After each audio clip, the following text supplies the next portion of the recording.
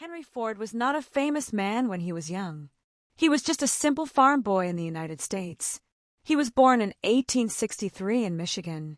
His family lived in the countryside and worked very hard.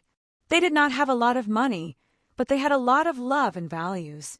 Every day, young Henry helped his parents on the farm. He fed the animals, planted crops, and fixed tools. But deep inside, Henry had a different dream. He didn't want to be a farmer for the rest of his life. He was always curious about machines. When something broke, he didn't throw it away. He opened it up. He looked inside. He wanted to understand it. He wanted to know, how does this work? One day, when Henry was 12 years old, he saw something that changed his life. It was a small steam engine working on a neighbor's land. It puffed and pushed forward without horses. Henry watched it with big eyes. It was like magic to him. That moment stayed in his heart forever. As a teenager, he spent more time taking apart clocks and watches than doing farm work. Sometimes he fixed them. Sometimes he broke them.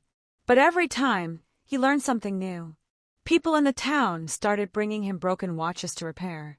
Little by little, Henry became known as the boy who understands machines. When he turned 16, Henry left his family and went to Detroit to work as a machinist.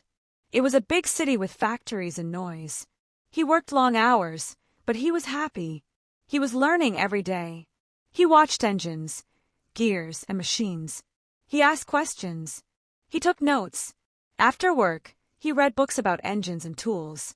At night, he dreamed about building something big, something that could help the world. At that time, cars were already made, but only rich people could buy them. They were like toys for millionaires. They were slow, expensive, and broke down easily. Most people still used horses to travel. But Henry had a dream. He wanted to make a car that was simple, strong, and cheap, something ordinary people could buy. Henry said, "I want to build a car for the great many, not just the rich few." But people laughed at him. They said, "You are just a farm boy. How can you change the car industry?" Even some of his friends told him to stop dreaming. But Henry didn't give up. He worked even harder. In 1903, he started the Ford Motor Company. He did not have much money, and his early cars failed. Some wouldn't start. Some broke down after just one ride. Some were too expensive. But Henry didn't quit. Every time he failed, he said, "Next time I will do better." Finally, in 1908, Henry built the Model T. It was the car that changed everything.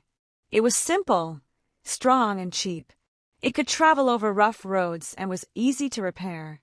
Most importantly, it was affordable for working families. But Henry's genius didn't stop there. He also changed the way cars were made. Instead of building one car slowly from start to finish, he invented the assembly line. In this system, each worker did one small job again and again. One person added wheels. Another added the engine. Another painted the car. This method made car production fast and cheap. Because of the assembly line, Ford could make more cars in one day than any other company. And because the cars were made faster, the price became lower. Ordinary people could now buy cars. For the first time in history, families could travel far, go on trips, visit loved ones, and move around easily. America changed because of this one man's dream. Henry also believed that workers should be paid well. In 1914, he shocked the world by paying his workers $5 a day, double the usual pay at that time. People said he was crazy. But Henry said, "If my workers earn more, they can buy the cars they build." And he was right. More workers joined his company, and more families bought cars. Soon, the Ford Model T was everywhere. By 1927, Ford had sold over 15 million cars. Roads were built, towns grew, and people moved to new places. The world became more connected. But Henry Ford's story is not just about cars. It's about vision. It's about belief. He showed that a farm boy with big dreams can change the world. He taught us that failure is not the end. It is only a lesson. He reminded us that we must keep going, even when people say we cannot do it. Henry once said, "Whether you think you can, or you think you can't, you're right. That means your mind is powerful. If you believe in yourself, you can do great things. So the next time someone tells you your dream is too big, think about Henry Ford. Think about the boy who fixed watches, who watched steam engines, who failed many times, but never gave up. Because a strong dream, a clear goal, and hard work can turn an ordinary life into something extraordinary.